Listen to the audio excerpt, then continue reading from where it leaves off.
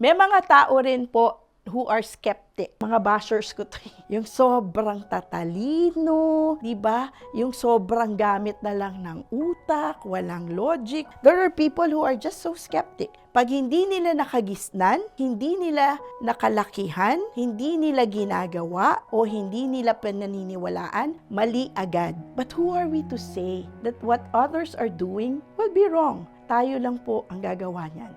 You and me are the only persons who can say that what I am doing is wrong. You are your own moral compass. Tandaan niyo po yan ha.